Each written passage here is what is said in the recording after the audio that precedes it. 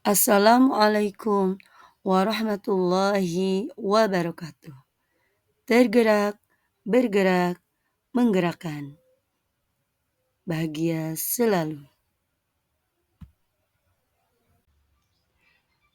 Izinkan saya di sini, Herlia, calon guru penggerak angkatan 11, ingin memaparkan presentasi dengan tema diseminasi budaya positif modul 1.4, aksi nyata di SDN 01 Ciangsana, Kabupaten Bogor. Selamat menyaksikan. Perkenalkan, Bapak fasilitator saya adalah Bapak Ibnu Tricahyono, sedangkan pengajar praktik saya yakni Ibu Penny Yekti Handayani. Kemudian saya adalah calon guru penggerak, Ibu Herlia.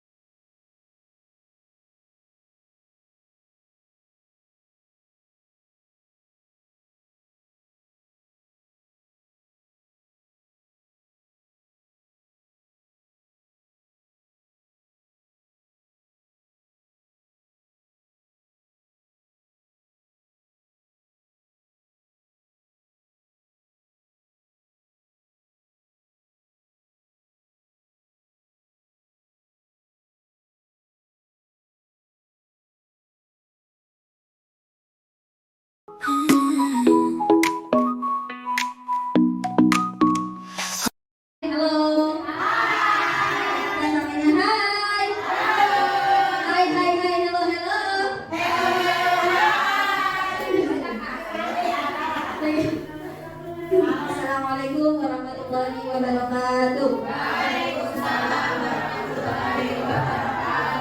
Innal hamdalillah nahmaduhu wa nasta'inuhu wa nastaghfiruhu wa na'udzu billahi min shururi anfusina wa min sayyiati a'malina may yahdihillahu fala mudilla lahu wa may yudlilhu fala hadiya lahu. Asyhadu an la ilaha illallah wahdahu la syarika lahu wa asyhadu anna Muhammadan abduhu wa rasuluh.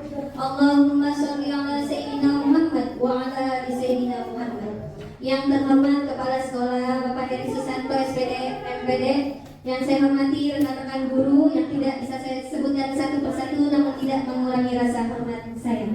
Alhamdulillah pada hari yang berbahagia ini atas karunia dan rahmat Allah kita bisa berkumpul di sini dalam kegiatan diseminasi aksi nyata modul 1.4 budaya hormon positif yang akan disampaikan oleh Ibu Nur dan Ibu Herlia. Untuk mempersingkat waktu, marilah kita buka diseminasi aksi nyata modul 1.4 budaya positif ini dengan membaca basmalah. Bismillahirrahmanirrahim. Baik, selanjutnya yaitu menyanyikan lagu Indonesia Raya, dirijannya oleh Ibu Ari. Mohon maaf kepada Bapak Ibu, dipersilakan untuk berdiri.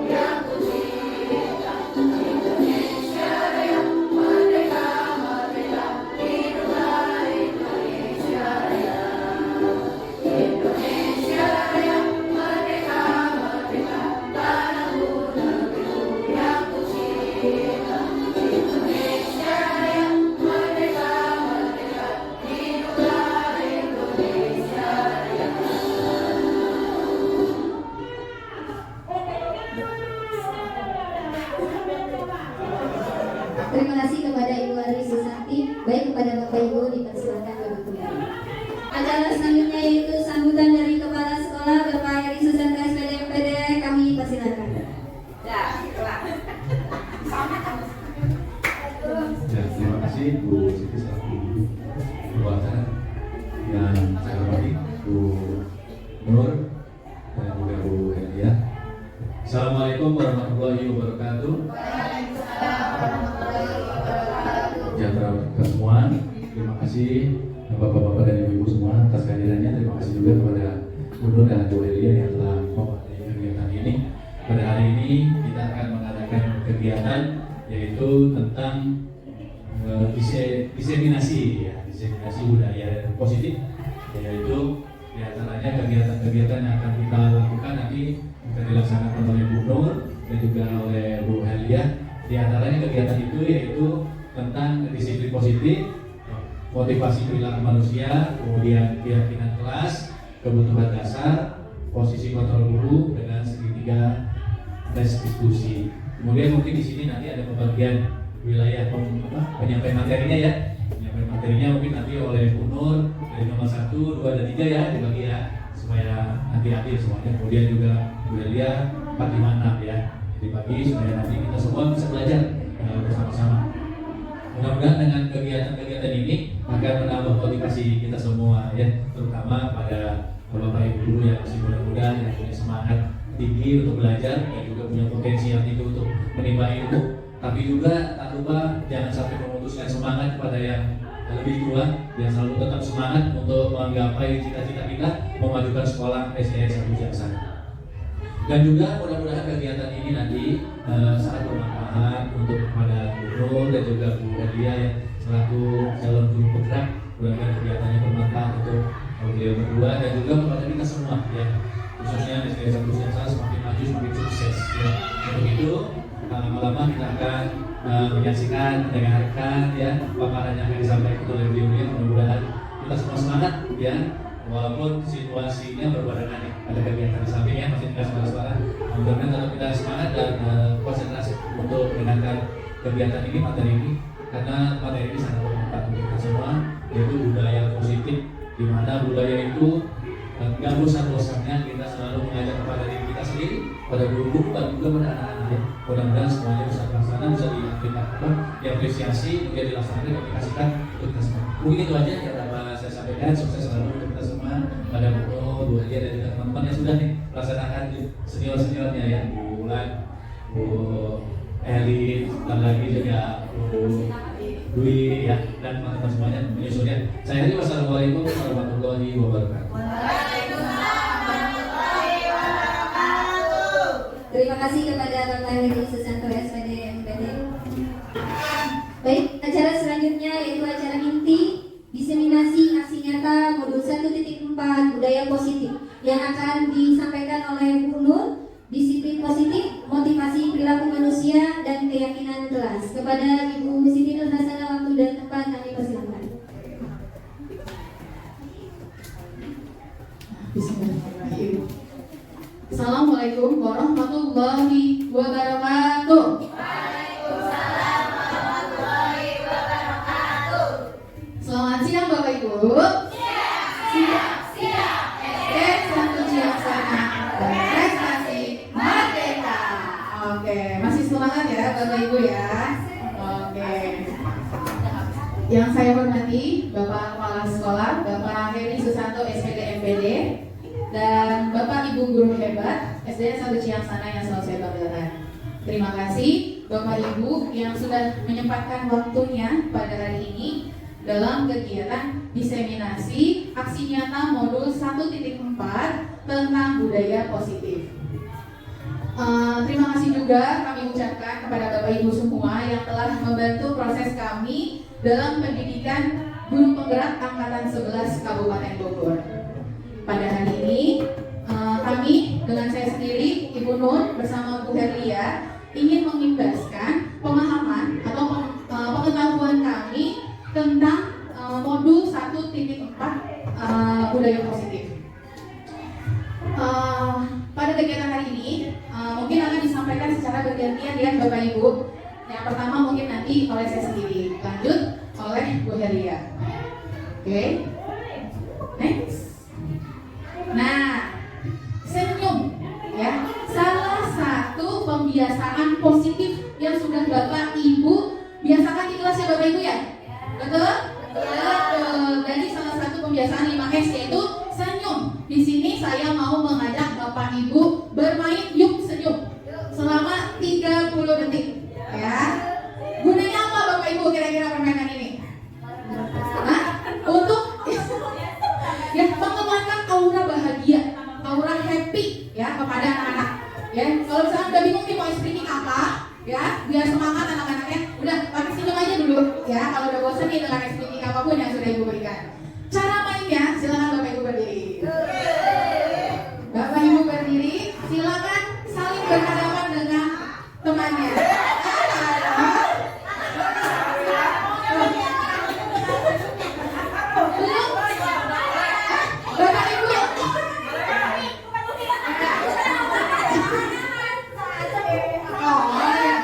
Belum disuruh senyum aja udah senyum banget ya, Masya Allah. Yuk, nanti kalau ya, jangan itu namanya nanti Bapak menggambarkan muka yang ini lucu ini. Jadi Helia punten nanti di stopwatch 30 detik ya. Oke, dalam hitungan ketiga, ini tatapannya kemana nih? Oh bertiga, nanti tatapannya saling ya, bingung ya nanti ya. Oh oke, jadi matanya bisa menunjuk ke sana sini ya.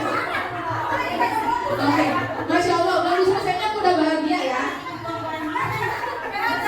Yuk, kita mulai ya Bapak Ibu ya. Senyum aja terus dari senyum tipis ya, coba senyum tipis dulu. Nanti aku mau lihat nih, ya. Hitungan ketiga, kita mulai ya. Ya. Ya, yuk.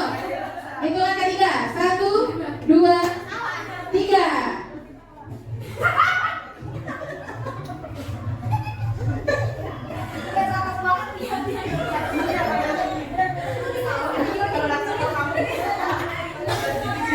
Oke, tuh kan disuruh senyum malah tertawa ya. Berarti membuat aura kelas nanti jadi bahagia, jadi positif ya. Jangan sampai nih suruh masuk kelas, oke silakan duduk dulu kembali ya. Allah maaf ya, belum disuruh duduk ya.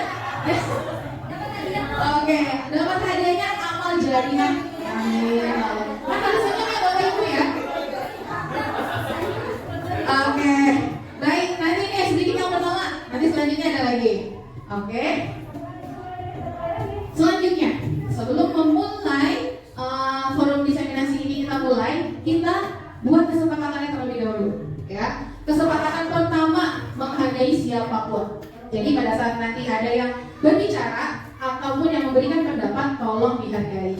Yang kedua, menjadi pendengar yang baik ya. Jangan sampai pemateri sibuk menjelaskan, kamu sibuk ngobrol ya. Jangan ya Bapak Ibu ya, jangan ya. Yang ketiga, berpakaian yang rapi dan sopan. Alhamdulillah semuanya sudah rapi dan sopan, cantik-cantik. Cuma lipstiknya agak luntur ya. Iya juga, yang Bapak jangan pakai lipstik ya. Oke. Yang keempat, izin saat Anda keluar kelas ya. Jadi nanti bisa dengan ini aja, apa namanya, dari jauh gitu ya. Nanti lanjut, yang kelima itu boleh makan dan minum dengan tenang ya. Oh udah habis, alhamdulillah. Nanti mungkin ada snack ya. Oke. Ya. Oh iya tuh masih ada snacknya Bapak Ibu. Ya, tapi dengan tenang. Jangan lagi menjelaskan pematerinya, Ibu. Ya, nanti fokusnya ke Bapak Ibu yang lagi makan, bukan pemateri. Lalu makanannya kalau bisa ringan aja, jangan yang berat. Ya, saya lagi ngejelasin Ibu ngeliwatan. Ya, nggak asik. Mungkin ada tambahan kesepakatan kelas yang Ibu Bapak tambahkan? Ada? Serius dan santai. Terus? Oke, bismillah. Mungkin akan saya mulai yang terlebih dahulu pembahasan terkait budaya positif. Gak mau dia ya. Nah, konsep inti budaya positif. Di sini kami akan menjabarkan, memaparkan yang pertama itu terkait disiplin positif. Yang kedua, motivasi perilaku manusia. Yang ketiga, keyakinan kelas. Keempat, kebutuhan dasar manusia. Kelima, posisi kontrol guru. Dan yang terakhir, segitiga restitusi. Oke, budaya positif. Menurut pemahaman Bapak Ibu, budaya positif itu apa sih? Budaya positif? Sesuatu yang dilakukan secara kebiasaan atau disuruh sudah rutin, akan menjadi sesuatu yang positif untuk pengembangan karakter baik anak dan ibu. Oke, terima kasih. Menurut Bu Eli, pembiasaan positif yang dilakukan secara berkelanjutan, ya, yang membentuk karakter peserta didik. Oke, masya Allah ya. Hampir sama, ya. Menurut pemahaman kami yang sudah kita pelajari, budaya positif itu adalah nilai-nilai, keyakinan-keyakinan, dan kebiasaan-kebiasaan di sekolah yang berpihak pada murid agar dapat berkembang menjadi pribadi yang kritis, penuh hormat dan bertanggung jawab. Ada yang tahu tidak tujuan dari budaya positif untuk apa? Oke, gimana? Gimana Miss Tina? Membangun karakter peserta didik. Oke, membangun karakter peserta didik atau murid, ya. Boleh kita lanjut? Nah, mengapa harus berbudaya positif? Ya, yang pertama kenapa nih Bu? Mengapa? Karena dengan budaya positif kita dapat menumbuh kembangkan sikap bergotong royong, murid mampu melakukan kegiatan secara bersama-sama sehingga terciptanya kolaborasi yang baik antar warga sekolah serta adanya peduli satu sama lain, ya. Jangan sendirian ya Bapak Ibu ya berbudaya positifnya ya. Kalau dirinya sudah melakukan budaya positif, ajak teman-temannya yang mungkin belum atau lupa, ya. Biasanya suka hilaf ya, suka tidak terkontrol dirinya, ya, emosinya. Oke. Selanjutnya, dengan menjalankan budaya positif di sekolah, maka akan mempermudah dalam tercapaian tujuan pendidikan menurut filosofi Ki Hajar Dewantara, yang dimana guru mampu menuntut segala kekuatan kodrat yang ada pada anak agar mereka mencapai keselamatan dan kebahagiaannya setinggi-tingginya, ya. Lalu tujuan yang selanjutnya itu trilogi pendidikan. Jadi guru mampu yang pertama ingarsa sum tulodo. Di depan guru menjadi teladan yang baik bagi murid dan juga bisa temannya, ya. Yang kedua, ingmadia mangun karso. Di tengah-tengah atau di antara murid, guru mampu memberikan semangat. Betul Bapak Ibu. Dan yang terakhir, Tukuri Handayani.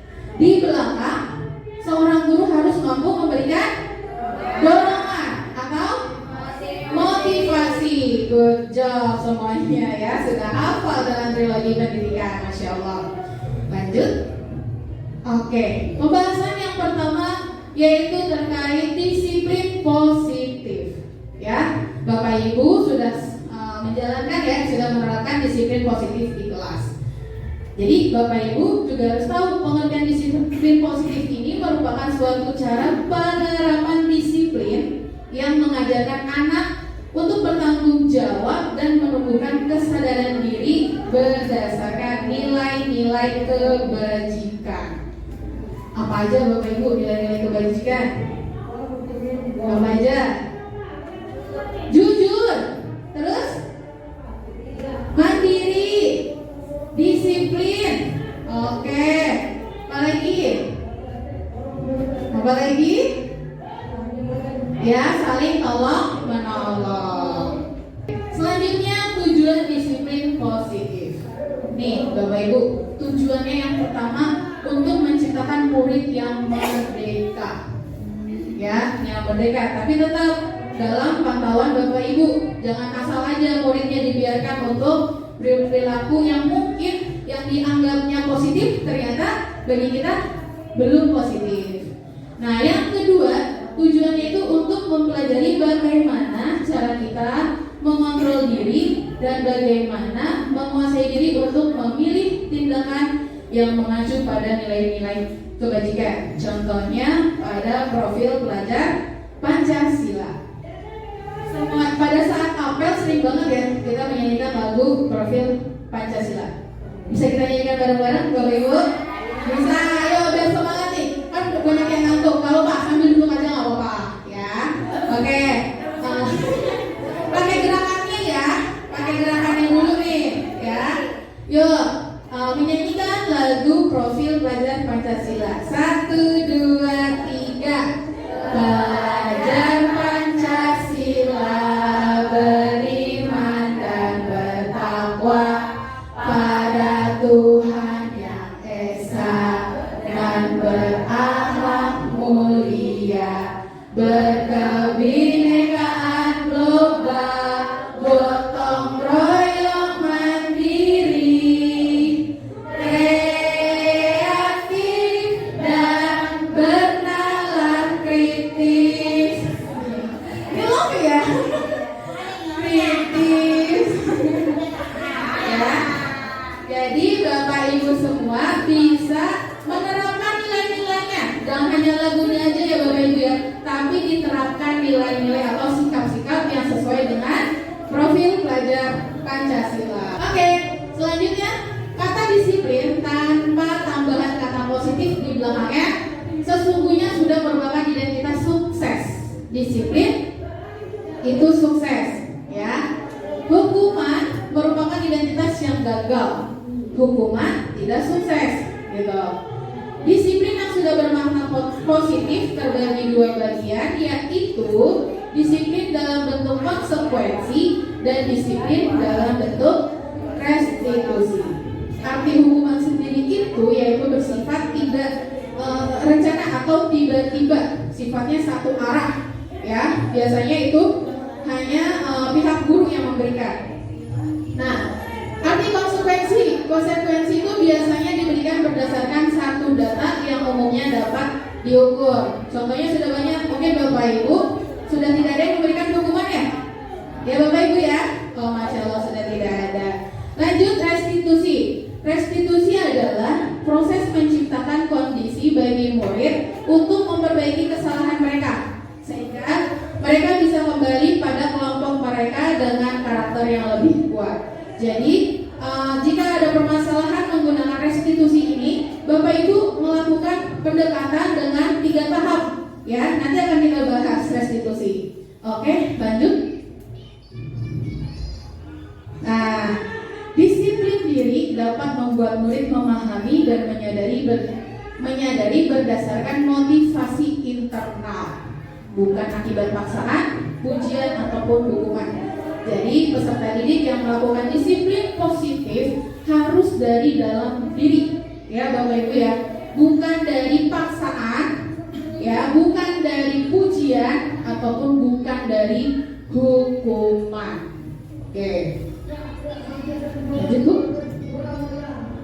Oke, adapun motivasi perilaku manusia, ya, ketika kita memiliki disiplin positif, tentunya ada motivasinya. Ya, yang pertama, motivasinya untuk menghindari ketidaknyamanan atau hukuman. Ya, motivasi ini biasanya murid melakukan disiplin karena takut mendapatkan hukuman. Ya, tindakan ini yang paling terendah, titik paling terendah dari perilaku. Ya, jangan ya Bu ya, jangan ya Bapak ya. Ya, kalau nanti diarahkan. Jika memang ada peserta didiknya atau muridnya di kelas, motivasinya di nomor 1. Untuk motivasi yang kedua, yaitu untuk mendapatkan imbalan atau penghargaan. Biar yang menurut kami pemahaman kami ini kurang baik. Ya. Adapun yang ketiga, motivasi yang ketiga yaitu untuk menjadi orang yang mereka inginkan dan menghargai diri sendiri dengan nilai-nilai kebajikan. Di sini murid melakukan disiplin positif, ya, dengan dilaksanakan atas dasar diri sendiri. Ini perilaku sudah yang tertinggi.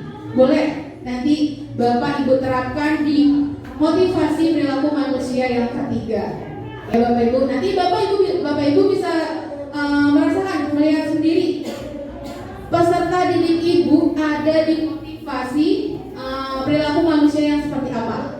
Ya, jika memang motivasi perilaku yang paling rendah, bisa itu pelan-pelan ubah. Ya Bapak Ibu ya, dituntun ya. Oke, selanjutnya.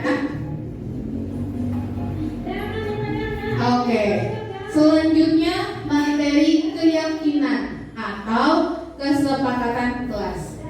Bapak Ibu sudah membuat keyakinan kelas belum? Sudah, alhamdulillah. Nanti Bapak Ibu semua bisa melihat ya cara yang mungkin sudah benar runtutannya ya.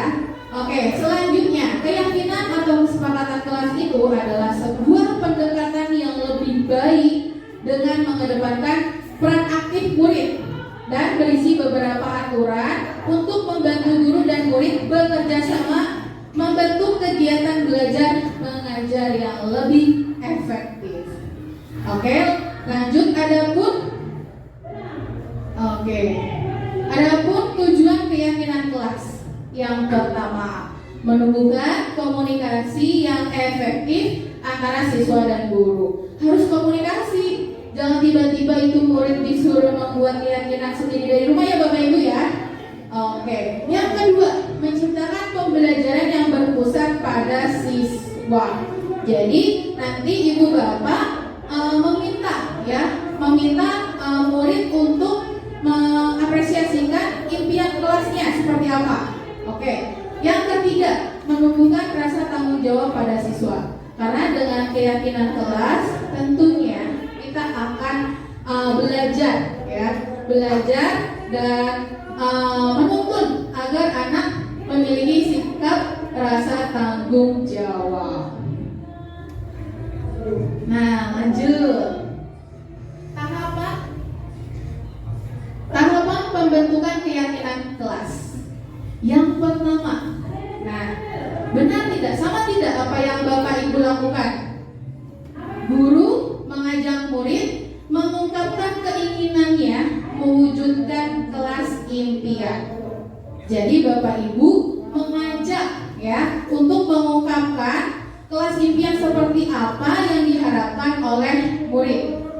Lalu selanjutnya Bapak Ibu bisa meminta murid untuk menuliskan apa yang mereka pikirkan dan inginkan tentang kelasnya dalam belajar. Ya, udah dipikirkan nih Bapak Ibu kelas impiannya seperti apa. Nanti Bapak Ibu bisa minta menuliskannya. Selanjutnya murid menuliskan tentang kelas impiannya. Jangan hanya dipikirkan, tapi ditulis.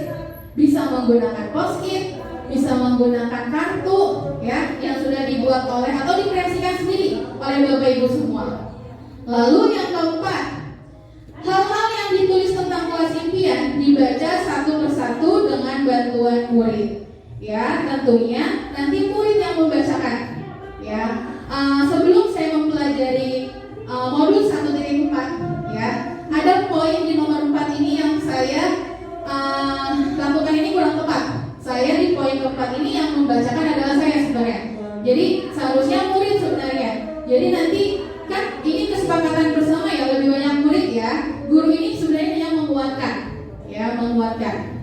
Nah, yang kelima, guru dan murid berdiskusi membahas impian-impian tentang kelas yang sudah mereka tulis dan menyoroti hal-hal penting untuk dijadikan kesepakatan kelas.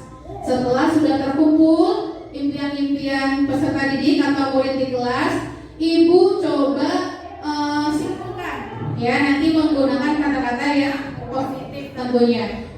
Ya betul. Selanjutnya itu yang keenam atau yang terakhir, guru dan murid membaca hasil kesepakatan kelas yang disetujui. Kemudian siswa menandatangani kesepakatan tersebut sebagai tanda persetujuan. Menandatangani ya. Oke, betul. Saya juga pada tahun lalu saya menggunakan cap jempol. Lalu di bawahnya diberikan tulisan namanya. Itu saya tahun lalu. Mungkin kalau yang di kelas saya masih ada ya. Kalau pada saat saya tanyakan kepada pengajar praktik pada saat lokal karya, silakan Bapak Ibu. Karena banyak siswa SD yang belum bisa tanda tangan. Oke, boleh dengan cap jempol. Katanya yang penting jangan cap bibir, ya. Gitu. Aduh. Oke. Oke, dilanjut. Oh, dia juga ramai. Berikut adalah contoh keyakinan atau kesepakatan kelas yang telah dibuat oleh anak-anak saya di kelas, ya. Ini contohnya. Yang pertama biasakan 5S. Mungkin Bapak Ibu juga sama ya, hampir sama ya. Lalu yang kedua, siswa harus hadir di kelas tepat pada waktunya. Saya ingin tanya Bapak Ibu, kalau pada kesepakatan yang kedua dilanggar oleh murid, apa yang Bapak Ibu lakukan? Diberikan hukuman atau diberikan konsekuensi? Atau restitusi? Restitusi, oh, yang sudah tahu itu guru penggerak ya, yang sudah tahu artinya restitusi. Jadi restitusi itu nanti menggunakan 3 tahap. Nanti akan disambung oleh Ibu Herli penjelasannya. Oke. Jadi kalau bisa, kalau datangnya kurang tepat kan bisa ya, nanti diberikan pembekalan, ya. Itu salah satu restitusi. Ibu Eli, Ibu Ulan ya, guru penggerak ini, saya baru tahu Bu Eli, Bu Ulan. Ternyata dengan pembekalan tersebut termasuk sudah restitusi ya, menyelesaikan masalah dengan restitusi. Lanjut, yang piket kelas dilakukan lebih awal. Ketika di awal tidak bisa piket, gimana Bapak Ibu? Diberikan apa? Sanksi? Jangan Bapak Ibu, tadi hukuman gak boleh. Konsekuensi, betul. Ya, salah ngucap tadi, konsekuensi yang diberikan. Kalau pada di awal tidak piket kelas, bisa pada saat jam istirahat. Ya, mungkin karena tadi datangnya mepet, jadi tidak sempat piket di awal. Boleh piketnya saat istirahat ataupun saat pulang sekolah. Tapi tetap Bapak Ibu berikan waktu. Jangan sampai piketnya sampai setengah jam. Nanti Bapak Ibu yang di rumah, ini ya, bingung nih anak saya kemana belum pulang. Oke. Nah, yang selanjutnya wajib memakai seragam sesuai ketentuan pakaian seragam di sekolah. Ya, kalau misalkan pakaiannya putih merah kesesuaiannya, tiba-tiba ada yang pakai putih biru, itu gimana Bapak Ibu? Bertanya dulu alasannya apa. Kadang-kadang tuh wali murid suka WhatsApp ya. Maaf ya Bu Guru, hari ini bajunya dicuci, bajunya ini, bajunya itu jadi begini. Jadi ya sudah, ketika masuk tidak usah ditanya lagi kalau saya. Oh gitu. Jadi Jadi ada pemberitahuan dari awal lewat WA. oke. Adanya informasi ya Bapak Ibu ya, jikalau ada peserta didik yang tidak sesuai memakai seragamnya. Tapi kan tadi yang saya tanyakan, kalau atasnya putih bawahnya biru, berarti salah sekolahan Bu. Ya kan? Salah sekolah itu SMP. Ya mungkin. Oke. Tapi terima kasih Miss Ina jawabannya. Berarti harus adanya komunikasi atau informasi dari orang tua. Oke, selanjutnya berperilaku sopan, santun dan saling menghargai satu sama lain. Ini hampir sama dengan 5S, tapi titik ininya lebih menghargai satu sama lain. Ya, dan menghargainya tentunya dengan bersama teman dan juga bapak ibu guru di sekolah. Nah, yang terakhir, tadi juga sempat dibahas oleh bapak pengawas pembina kita ya, penggunaan handphone. Ya, tentunya tidak disarankan saat pembelajaran jika atau kecuali sudah izin untuk tujuan pembelajaran atau pendidikan. Ya, Masya Allah di sekolah kami, di sekolah kita sudah menerapkan pembelajaran berbasis teknologi. Ya, tepuk tangan untuk Bapak Ibu semuanya. Ya, dulu kuisis ya kita sering ya. Sekarang ada Kahoot, EduPlay gitu kan. Terus kalau ternyata di jenjang SD pada saat saya sharing itu masih banyak Bapak Ibu yang belum menggunakan pemanfaatan teknologi seperti membawa handphone deh. Kan aku kalau kelas SD pernah ada yang bawa laptop. Jadi ini kok keren banget SD bawa laptop. Ya berarti kan kita sesuai tujuan pendidikan Ki Hajar Dewantara, yaitu belajar sesuai kodratnya, yaitu kodrat zaman. Gitu Bapak Ibu. Berikut adalah contoh kesepakatan kelas atau keyakinan kelas yang telah dibuat di sekolah. Mungkin di kelas ya.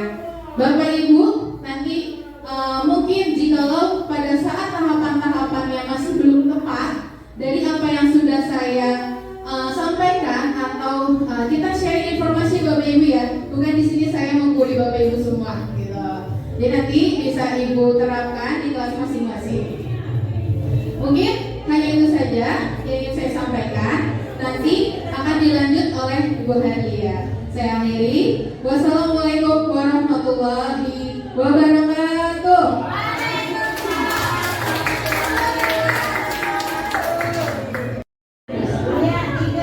Terima kasih kepada Ibu Siti Darmasana yang telah memaparkan disiplin positif, motivasi perilaku manusia dan keyakinan kelas. Baik, selanjutnya yaitu pemaparan dari Ibu Herlia mengenai posisi kontrol guru, kebutuhan dasar dan segitiga restitusi. Kepada Bu Herlia, saya persilakan.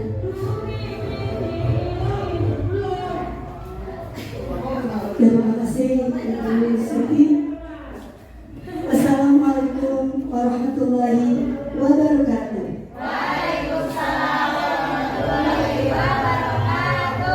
Gimana Bapak Ibu Rana, masih semangat? Baik.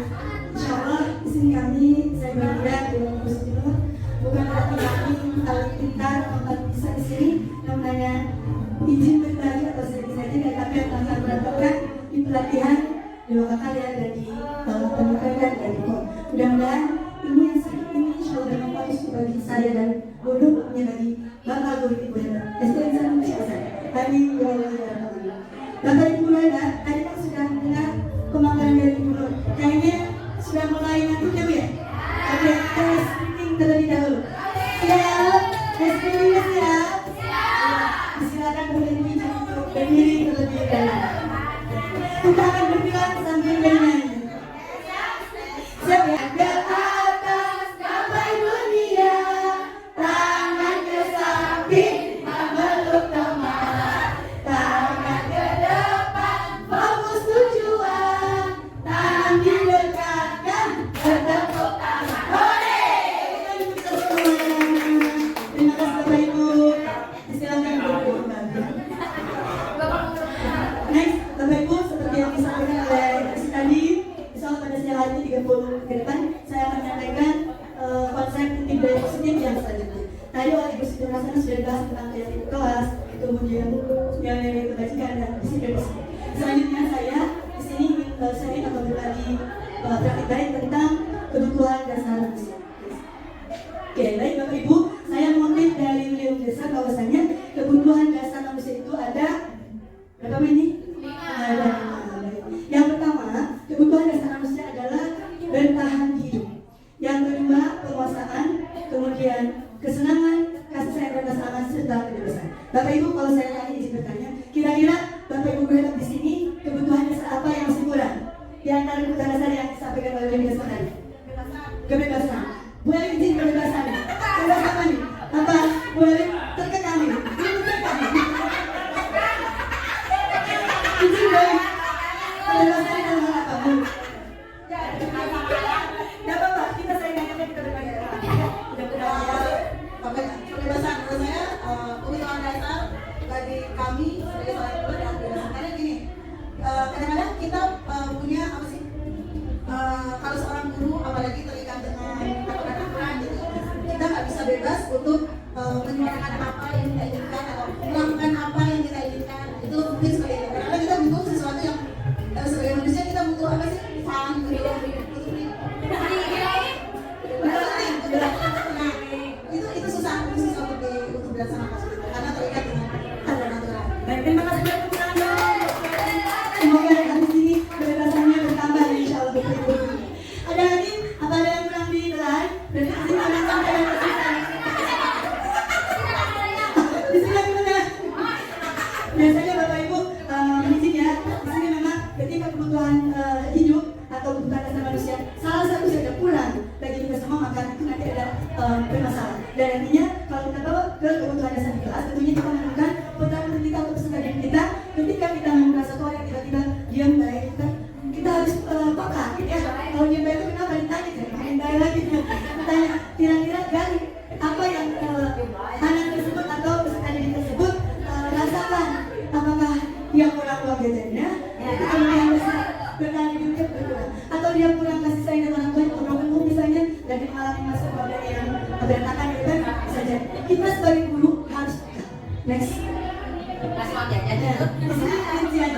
Sebenarnya yang kebutuhan bertahan hidup misalnya ketika anak kan atau kita semua orang dewasa kan itu yang namanya makan ya. Memang kebutuhan bertahan hidup ini berurusan dengan dari segi filosofis atau fisiologinya bisa. Dari segi fisiologinya itu untuk makan, minum, untuk istirahat. Ketika kita dibahas menemukan seorang anak yang tiba-tiba berebut makanan temannya, apakah utamanya kira-kira kebutuhan dasar apa yang tidak dimiliki oleh anak tersebut? Berarti kebutuhan dasar yang ini bertahan hidup atau kebutuhan dasar makan. Nanti kalau ada masalah tersebut bisa diakhiri di diskusi oleh kita. Jangan langsung dihukum karena tidak boleh disampaikan oleh Ibu Nurdi dari tadi. Kemudian yang kedua penjelasannya kasih sayang dan rasa aman atau love yang lebih. Nah, kebutuhan seperti ini merupakan kebutuhan psikologis seperti rasa diterima dan dipedulikan. Ketika anak didik kita ada yang muncul sendirian baik kayak tadi, dan kira-kira kebutuhan rasa apa yang dia tidak miliki? Apakah dia kurang perhatian dengan teman-temannya atau kurang kita kali dan sebagai bapak guru di kelas? Dan itu harus kita gali lebih dalam lagi agar kebutuhan kasih sayang dan rasa aman dari khususnya di lingkungan sekolah anak-anak cukup. Karena kita ingin semua putra putri kita peserta didik kita bahagia tentunya. Ya betul Bapak Ibu. Next berikutnya kekuasaan. Ini kebutuhan pengakuan atas kemampuan atau power. Jadi kelas terkadang ada anak yang ingin menguasai ya. Ingin itu menjadi pemimpin.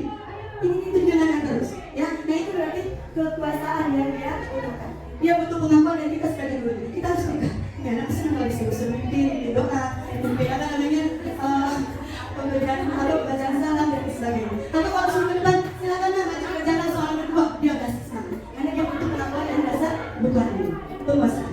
Next. Kemudian ini yang tadi gue sampaikan, kebutuhan kebebasan atau freedom. Anak bebas menentukan pola gaya belajar mereka.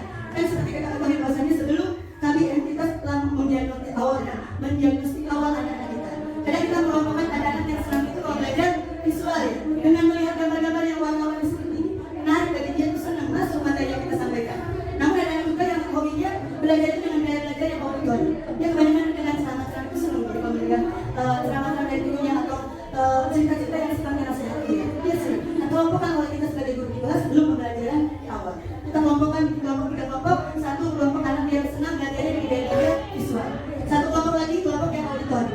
Pendengarannya dia yang senang mendengar apa-apa yang disampaikan oleh guru. Dan yang ketiga biasanya ada anak yang aktif atau hiperaktif bahkan di kelas kan. Dan yang bisa nyambung Pak, nggak fokus itu. Kalau fokus paling 2 menit 3 menit. Nah itu kelompokkan pendengar tertentu. Namun ternyata kita jangan bilang. Nah kalau di sini ya semuanya yang aktif sebenarnya tidak terus seperti itu. Kita menjadi kalau kelasnya sendiri ya kan. Dengan ketika kita sebagai rekan sejawatnya, kita kan sebelumnya mempunyai kelas yang lama dari kelas yang kita tempuh sekarang. Misalnya kita bertanya di kelas yang lama, si asli itu kemampuan atau gaya belajarnya seperti apa? Dan bisa kita kelompokkan secara cepat. Karena terkadang kayak sendiri misalnya ketika baru berhadapan dengan siswa yang belum pernah sebelumnya kita temui, terkadang agak kami untuk mendeteksi atau identifikasi apakah ada gaya belajar betul yang bisa dibiasa. Yang paling cepat kita kuasai itu dengan yang kita sakit ya, yang bisa seperti itu. Betul nggak Bapak Ibu? Seperti itu. Dan semuanya bisa menguasai dan keyakinan sendiri dari Bapak Ibu bisa lakukan. Silakan. Dan yang terakhir ada kebutuhan dasar yang kita miliki adalah kesenangan. Nah, tadi butuh hiburan, butuh ini Bapak Ibu. Terima kasih Bapak Ibu kemarin sudah diajak Bapak Kepala Sekolah SD yang di satu asal ini ya Bapak SD berpencak. Senang tidak Bapak Ibu? Mau lagi ya? Mau lagi sama banget? Pak, oh ya Pak, mudah-mudahan ya ke depan lebih banyak lagi kita, lebih banyak lagi sebenarnya yang tentunya ada yang ayo Bapak, nah guru-guru, Bapak Ibu guru ada perlu kesenangan, itu anak kita di kelas. Di kelas anak-anak kita butuh kesenangan sehingga ketika dia mencari materi itu dalam keadaan tidak suntuk, tidak boleh, tidak dapat. Disitulah kita sebagai guru perlu pembelajaran yang variatif. Jadi yang monoton tidak sekali. Kita memang tujuan dari Dewan pun dari kembali bahwasanya kita itu diibaratkan sebagai petani ya. Sementara sekolah sawah dan medan tanam ini adalah asetnya atau miliknya. Sebagaimana anak unggul, tapi kalau kita tidak bisa atau tidak mampu berkumpul, memberikan fasilitas dan memberikan gaya belajar yang baik, karena tentunya kita tidak akan sukses. Itu menurut salah satu esensi dari gaya belajar. Next. Nah, kita memang itu ya, dapatkan kelas pastinya pernah atau mirip-mirip ya terdengar dengan kasus yang saya sampaikan di sini. Persis hari ini hari ulang tahun nanti yang ke-17. Dia senang sekali kakaknya dibiayai untuk kakaknya nyetir mobil. Baik kakaknya berbulan dari sekian karena kakaknya tersempat di jalan. Setelah itu kan dia akan nyetir, dia terlihat senang sekali berarti sampai dia mahir menyetir mobil. Nah ketika dia berjalan dengan bundanya, karena bapaknya kerja kayak suaminya bisa menghadirkan. Nah di sini ketika ditanya apa yang menyebabkan kamu bisa menyetir mobil, nah dia jawabnya apa? Aku merasa bangga dan senang. Yang kedua, aku merasa bangga dan keren. Yang ketiga, dia bisa jalan-jalan naik mobil bersama teman-teman. Kemudian yang keempat, menyetir mobil itu seru. Nah, dari analisis kasus ini Bapak Ibu, kira-kira menurut Bapak Ibu, jawaban anak yang mana yang sesuai dengan kebutuhan dasar tadi? Yang lima ya Bapak Ibu, tadi kan ada 5 kebutuhan dasar bertahan hidup, penguasaan, rasa senang, kemudian kasih sayang dan lain. Nah di sini kira-kira yang poin pertama, aku merasa bangga dan senang. Kira-kira kebutuhan dasar ini apa yang dimiliki oleh Andi saat dia berhasil menyetir mobil? Ada yang bisa jawab? Kesenangan kah? Oh kesenangan. Kita bungkus. Ada lagi? Penguasaan atau apa? Sama atau kita samakan jawabannya? Tadi ada bertani dulu, ada cinta dan kasih sayang, ada kesenangan, ada penguasaan, ada freedom, kebebasan. Kira-kira yang boleh sama apa? Kesenangan. Baik kita bungkus. Yang aku merasa bangga dan keren juga kesenangan ya. Kemudian dia bisa jalan-jalan di mobil bersama teman-teman itu apa? Kebebasan apa ada lagi yang memberikan jawaban selain kebebasan? Penguasaan. Baik kita bungkus. Kemudian menyetir mobil itu seru. Kira-kira kebutuhan dasar apa yang dia? Kesenangan juga. Baik, next. Nah dari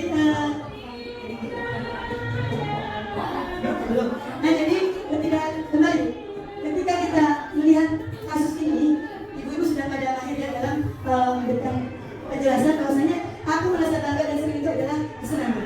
Kemudian dia bisa jalan-jalan naik mobil bersama teman-teman, ternyata dia mempunyai kebutuhan dasar disayangi oleh teman-teman. Jadi di sini dia bisa jalan naik mobil bersama teman itu kebutuhan dasar rasa kasih sayang. Menyetir mobil itu seru, ya. Berarti apa itu? Penguasaan ya atau kebebasan sih bisa. Menyetir mobil itu seru, dia menguasai keahlian. Jadi dia berkuasa karena teman-teman yang bisa, sementara dia bisa menguasai. Next.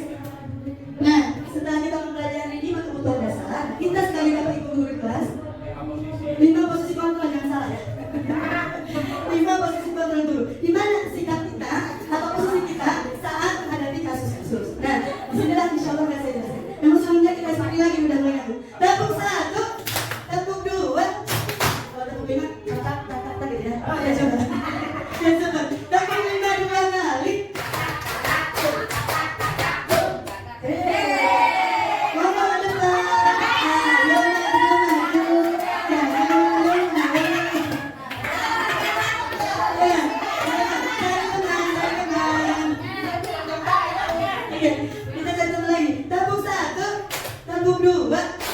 Tepuk 2 kali.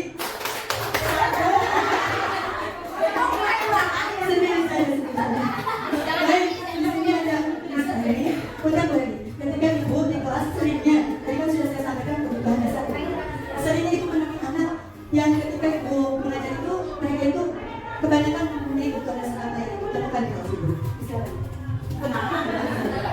Kesenangan pasti. Bagaimana? Permainan kan di mana? Tepuk tangan.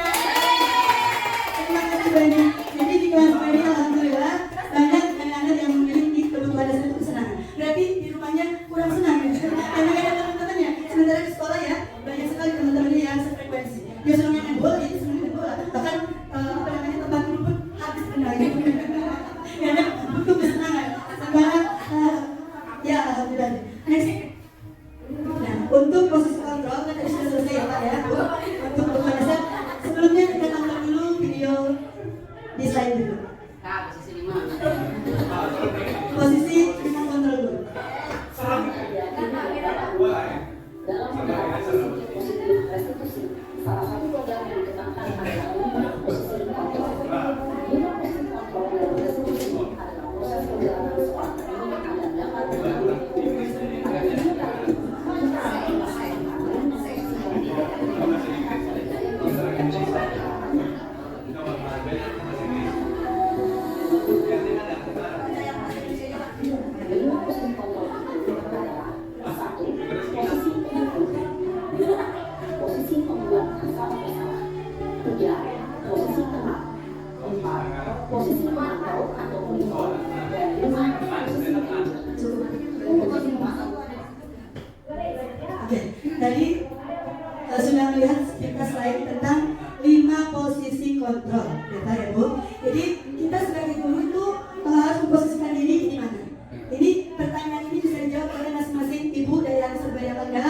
sesuai dengan memang apa yang sering Bapak Ibu lakukan.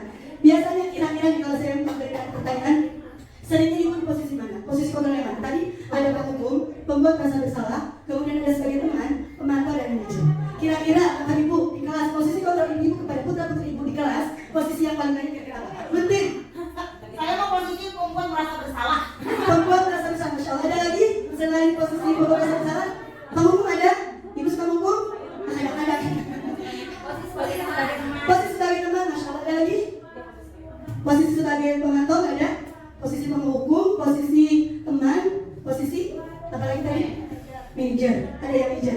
Semua manager di sana. Saya dan guru Siti Rasana mendapatkan ilmu ini, sementara ibu-ibu sudah melakukan semuanya. Kita tidak sadar bahwa kita itu sedang memposisikan diri sebagai penghukum misalnya. Contoh terkala anak murid kita datang terlambat ada di pagar. Misalnya maaf ya, sering di kelas saya dulu namanya, maaf saya sudah di sini untuk saya belajar, Sari misalnya. Sari ketika jangan ketawa diulang. Sari ketika datang terlambat, kita tidak boleh menjadi penghukum, misalnya penghukum seperti ini. Sari, jadi memang tadi seperti disampaikan dulu bahwa saya penghukum itu posisinya, karakteristiknya itu spontan dan sifat atau visi kita itu juga menegak, gitu kan? Urat yang tegang, merontak melotot ya seperti itu. Jangan ada penghukum saya ada. Ya dan saya tidak berkata terus, kan? Oh iya. Jadi tidak boleh seperti itu sebenarnya. Namun karena kita manusia biasa Bapak Ibu ya, kita manusia biasa tidak melakukan yang namanya hilang. Nah di kami ajaran kita jangan memposisikan diri sebagai penghukum. Memang penghukum itu posisi yang paling tidak baik, yang paling negatif Bapak Ibu. Jadi mudah-mudahan saya dan semua guru hebat, insya Allah tidak mudah menghukumannya. Ya. Nah yang kedua, posisi yang kedua adalah posisi sebagai pembuat merasa bersalah. Jadi gini, misalnya Sari, kata-kata seperti ini. Sari, kamu terlambat lagi ya nak? Iya Bu, sudah berapa kali kamu terlambat? 6 kali Bu. Oh ya Allah nak, apa kamu kasihan sama ibu guru?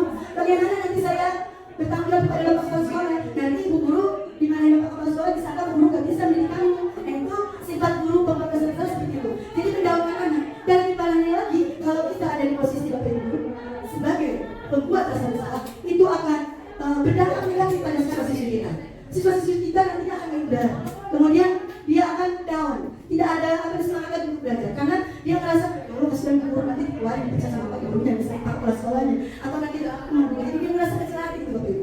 Berarti kalau bisa jangan ada di antara kita yang posisi kontrolnya adalah sebagai pembuat merasa bersalah. Nah yang ketiga tadi saya dengar bahwa Bapak Ibu di kelas itu posisi kontrolnya sebagai teman. Memang sebagai teman itu ada positif dan negatifnya Bapak Ibu. Positifnya apa? Sebagai teman kita bisa mengajak anak didik kita yang tadi bersalah menjadi cepat dengar apa yang kita nasihatkan, menjadi cepat berubah gitu. Namun dia hanya nurut sama kita aja, dia sebagai teman kita, sementara sama wali kelas yang lain dia tidak akan memperlakukan kita sebagaimana kepada wali kelas. Betul apa betul Ibu? Ada begitu ya? Takut sama kita giliran ibu guru lain, guru orangnya apa? Ya kan? Karena itu memposisikan diri kita sebagai teman sama murid. Dia hanya dekat dengan ibu tapi dengan yang lain dia tidak mau memberikan sesuatu gitu. Kemudian yang selanjutnya adalah posisi sebagai pemantau antara dia sebagai penghukum, kemudian ada saudara teman. Tidak ada di tengah-tengah posisi pemantau. Dia tidak tidak terlibat langsung, namun dia bertanggung jawab untuk memberikan solusi yang terbaik untuk anak yang tadi bermasalah. Tapi nanti jelaskan di diskusi yang berikutnya sekedar untuk pengetahuan saja. Kemudian yang terakhir posisi manajer. Nah di sini mudah-mudahan saya pun dan semuanya Bapak Ibu guru hebat, insya Allah menjadi guru-guru yang posisi mengalami dalam posisi manajer. Dimana ciri-ciri posisi manajer itu adalah guru yang senantiasa ingin merangkul anaknya menjadi yang lebih baik.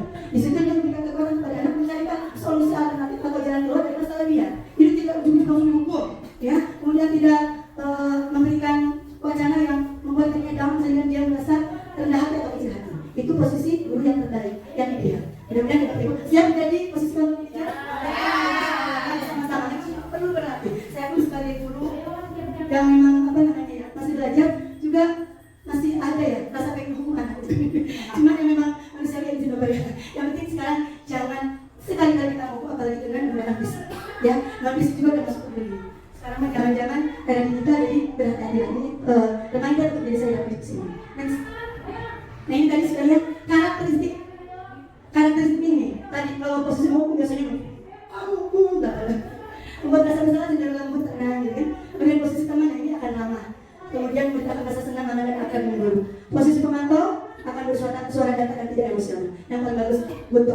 Insya Allah, suaranya jernih, terang, emosional, tidak terlalu lama dan tidak benar tinggi, kemudian tercipta identitas suara. Dan itu insya Allah kebalikan berhasil. Dan nanti kita akan praktekkan di segitiga restitusi. Next, segitiga restitusi.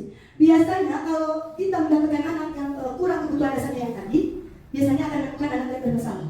Ketika Bapak Ibu menemukan anak yang bermasalah, kira-kira apa Bapak Ibu?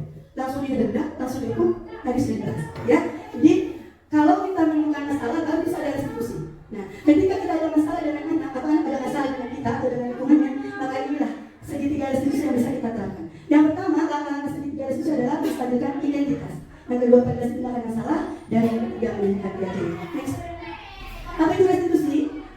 Restitusi adalah proses menciptakan kondisi bagi murid untuk memperbaiki kesalahan mereka, sehingga mereka bisa kembali pada kelompok mereka dengan karakter yang lebih kuat. Jadi ketika ada anak yang bermasalah, bukan kita membuat dia jelek, tidak, tapi ingin dia itu berbagi dari dirinya sendiri, ingin mendapatkan karakter yang lebih baik.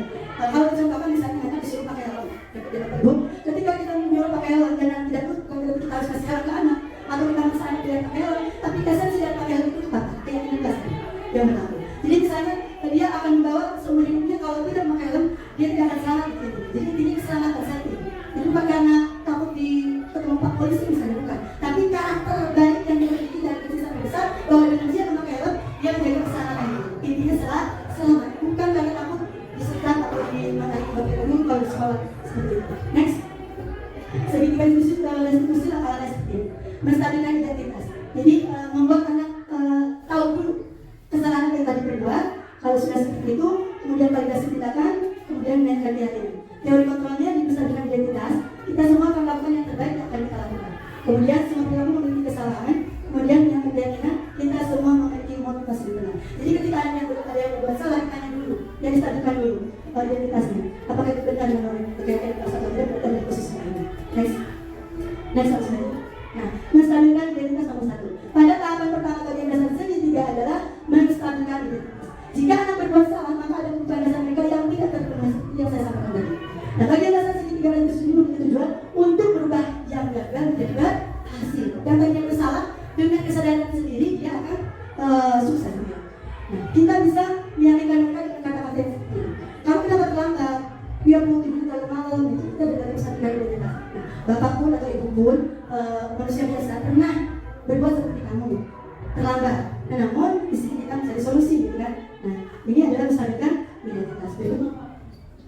Validasi tindakan yang salah. Pada tahapan yang pertama tadi sudah stabilkan identitas. Tahapan kedua adalah memvalidasi tindakan yang salah. Konsep tahapan kedua ini adalah kita harus memahami bukan dasar yang berdasar tindakan yang tersebut berbuat kesalahan. Jadi kita tanya dulu anak, nah kamu datang terlambat itu kira-kira kenapa ya? Oh, kita kan dengan sendiri akan menjawab. Tadi malam guru saya itu tidur terlalu malam karena main game, sehingga saya tidurnya jadi larut malam. Akhirnya besok pagi mau kesiangan, akhirnya datang ke sekolah terlambat. Kita semua memvalidasi tindakan yang salah. Next, menyenangkan ketika kelas. Nah, ketika kita tanya, nah setelah kamu tahu bahwa kamu terlambat karena main game, terus apa yang akan kamu lakukan? Kita ya seperti itu. Saya tidak akan terlambat lagi, insya Allah saya tidurnya akan cepat dan tidak akan lebih lagi seperti itu. Ya, nah kemudian kalau ditanya ketiga, menyenangkan keyakinan kelas. Kalau kamu terlambat itu, kira-kira keyakinan kelas yang mana yang kamu langgar? Oh kan keyakinan tidak ada keyakinan yang sama berbeda. Misalnya tepat waktu atau disiplin waktu. Berarti keyakinan kelas apa yang kamu langgar? Pasti akan jawaban tepat waktu. Nah, berarti bagaimana cara kamu perbaiki kesalahan ini nanti dengan sendirinya tanpa kita minta, tanpa kita arahkan anak dan jauh sendiri. Next, contoh-contoh banyak sekali tadi menstabilkan identitas. Nah, kita ada kata-kata seperti ini di menstabilkan identitas. Berbuat salah itu tidak apa-apa, itu manusia biasa. Guru juga pernah melakukan hal yang sama dengan kamu. Ya, manusia tidak ada yang sempurna, tapi kita ingin mencari solusi bersama dari kesalahan kamu. Ya, kemudian validasi tindakan, kamu pasti punya alasan mengapa melakukan hal tersebut, mengapa kamu tadi datang lambat. Itu udah masuk ke kategori validasi tindakan yang salah. Berikutnya menjaga keyakinan sudah dibahas. Next. Nah ini ada suatu contoh kasus restitusinya, ada satu contoh kasus restitusi. Di sebuah ruang kelas matematika, seorang siswa yang bernama Halim datang terlambat di saat guru sedang menjelaskan materi pelajaran matematika mengenai materi turunan. Guru pun persilakan siswa tersebut masuk ke dalam kelas. Tidak berapa lama, siswa tersebut sedang tidur-tiduran di bangku sambil menyalakan kepala di meja. Kemudian guru manggil Halim untuk maju ke dalam kelas. Saat itu terjadi komunikasi antara guru dan Halim. Tugas Bapak Ibu di sini kira-kira yang termasuk validasi tindakan yang mana? Kata-katanya yang termasuk sudah dikentaskan. Kira-kira di antara Bapak Ibu ada yang sudah bisa memahami? Nih, Bu Bulan. Oh, baca dulu. Silakan baca dulu. Kira-kira termasuk yang validasi tidak ada yang salah? Yang kelas? Untuk Bapak itu sudah baca? Silakan. Ada yang mau berkontribusi? Kalau yang lain kenapa kamu tidur-tidur di kelas? Itu masuk Bapak Ibu. Validasi tidak ada salah. Kemudian ada lagi? Yang ketiga, yang kelas jaga posisi yang mana? Identitas jaga, baik. Yang mana? Ini Bapak tahu nih. Bapak tahu sekali. Iya, betul. Masya Allah. Tepuk tangan untuk kita semua. Masya Allah, Ibu. Bapak Ibu guru jujurnya memang sudah melaksanakan di kelasnya. Namun terkadang kita nggak tahu ini validasi tidak ada masalah, itu identitas gagal dan sebagainya. Next. Nah, ini contoh kasus yang saya tangani kira-kira seperti ini yang tadi kami sampaikan. Oh, bisa dulu. Ini kasusnya Dika, posisi pemeran ganti. Dika itu marah-marah sampai ternyata histeris karena dikata-katain sama temannya bapaknya pemulung, kata-katain. Nah, dia nangis-nangis teriak-teriak. Makanya saya panggil. Saya marah karena ya saya dikatakan pemulung, Bu.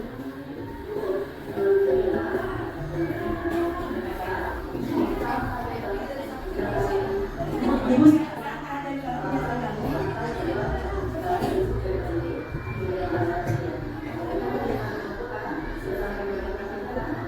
nah, kita sampai ke dalam belakangnya jangan, berarti dia mesti di identitasnya diangkat semua.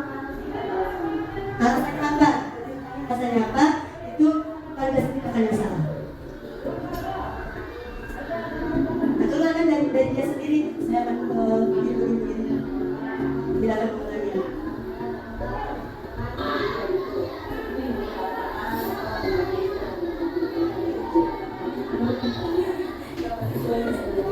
Sesuai dengan tidak dengan identitas yang mana yang akan melanggar.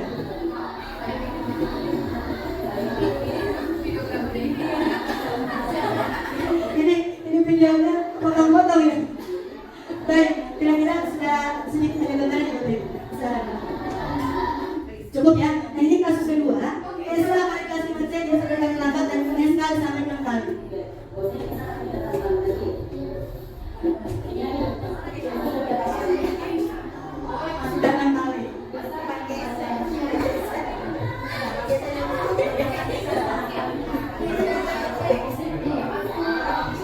Semua manusia pernah berbuat salah itu tadi sesuai dengan tadi.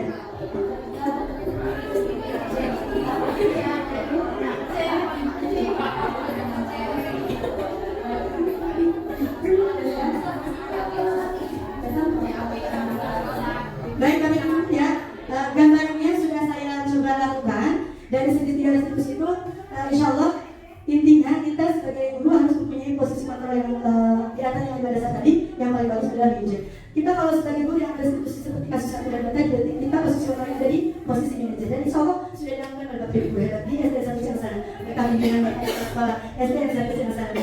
Amin. Karena mudah-mudahan kita semua berusaha kami CGP insya Allah mampu mempraktikkan budaya positif wabil khusus di kelas masing-masing umumnya di sekolah SD kelas 1 Ciansana ini. Jadi semua Bapak Ibu guru bisa mempraktikkan budaya positif yang dimulai kita sendiri.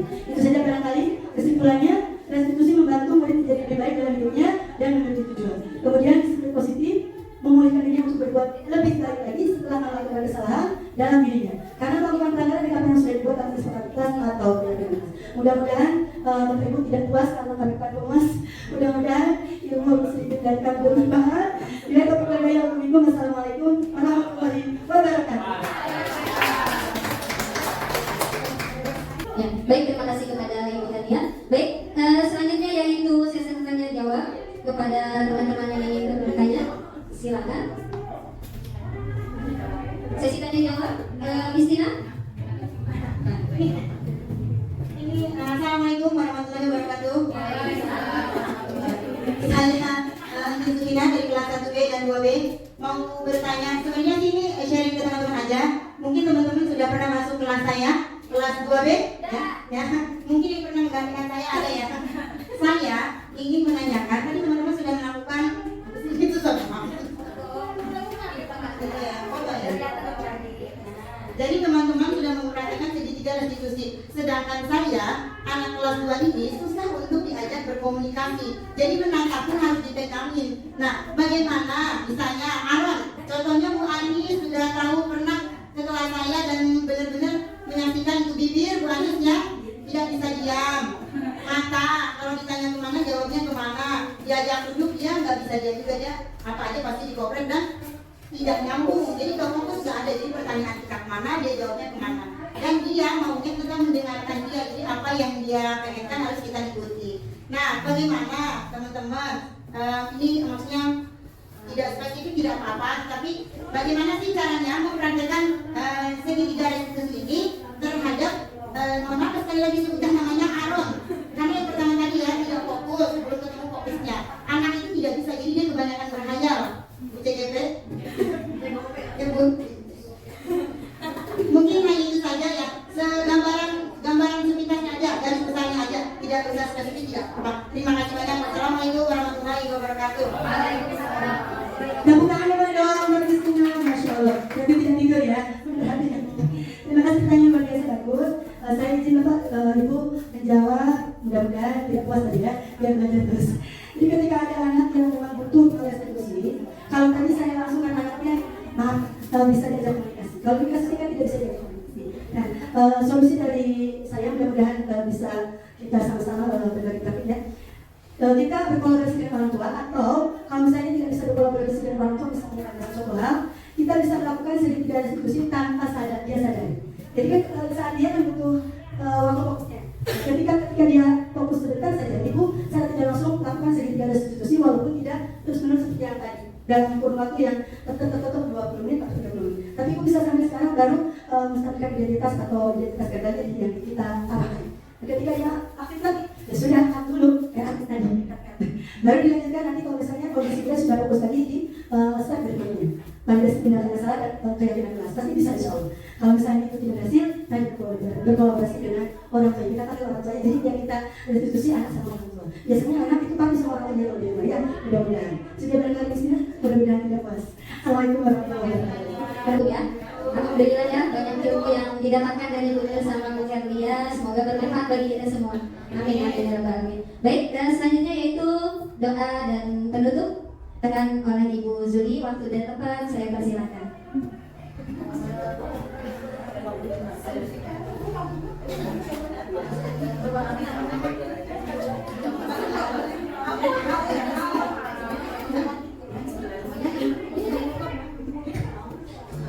Assalamualaikum warahmatullahi wabarakatuh. Alhamdulillah dari berjalan dengan lancar. Jadi sebelum kita acara ini, alangkah baiknya kita berdoa dulu. Semoga apa yang kita dapat hari ini mendapatkan banyak manfaat, banyak keberkahan dan mendapatkan kemudahan dari apa yang kita lakukan selama ini menjadi pejuang-pejuang ini. Ucapan mari kita minta kepada kita berkata Allah, kita berkata sama Allah. Astagfirullahaladzim, astagfirullahaladzim, astagfirullahaladzim. Bismillahirrahmanirrahim. Allahumma shalli ala sayyidina Muhammad wa ala ali sayyidina Muhammad. Alhamdulillahirabbil alamin. Hamdan syakirin wa ni'mal wa fi'lan wa billahi wa zina. Ya rabbana alhamdulillah wa billahi jalali wa ala Allahumma shalli ala sayyidina Muhammad wa ala ali wa tawfiqna min jami'il hajat wa tudahhirna min jami'il hajat wa tudahhirna wa tarfa'na min al-darajat wa tuballighna aqsal ghayat min jami'il khairat bil hayati wa qadar maqam. اللهم اغفر لنا ولوالدينا محمد رسول الله ربنا اتنا في الدنيا حسنه وفي الاخره حسنه وقنا عذاب النار سبحان ربك رب العزه عما يصفون وسلام على المرسلين والحمد لله رب العالمين.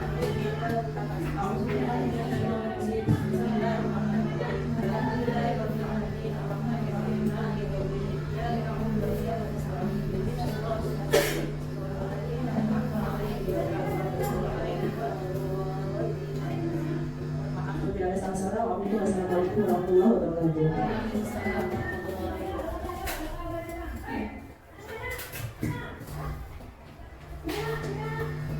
Baik, terima kasih kepada Ibu Zuli. Dan selanjutnya itu ditutup saya sebagai pembawa acara mohon maaf. Akhirul kalam, wassalamualaikum warahmatullahi wabarakatuh.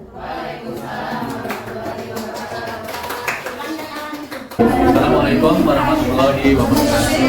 Terima kasih Bu Guru dengan Bu Helia. Saya ingin menanggapi tentang kegiatan yang tadi dilaksanakan. Alhamdulillah semua kegiatan berjalan dengan lancar. Alhamdulillah semua materi sudah disampaikan dengan baik, kondisinya sudah baik, bisa mengkondisikan semua teman-teman kegiatan aktif. Namun ya mohon maaf karena memang situasi kondisinya berbarengan ya ada kegiatan di sekolah, jadi memang sedikit kurang begitu kedengaran fokus ya.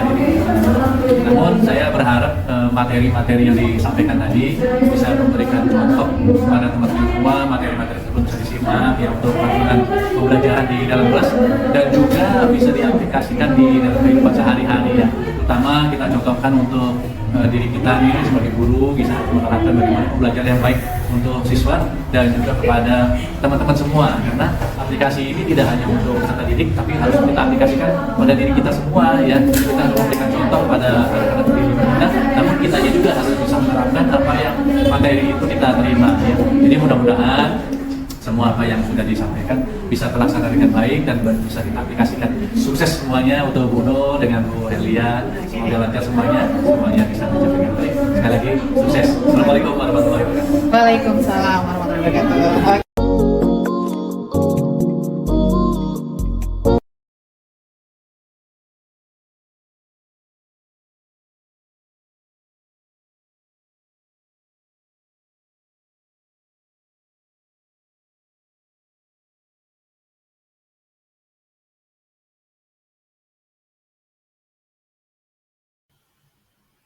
Terima kasih telah menonton. Semoga bermanfaat, tergerak, bergerak, dan menggerakkan. Wassalamualaikum warahmatullahi wabarakatuh. Bye-bye.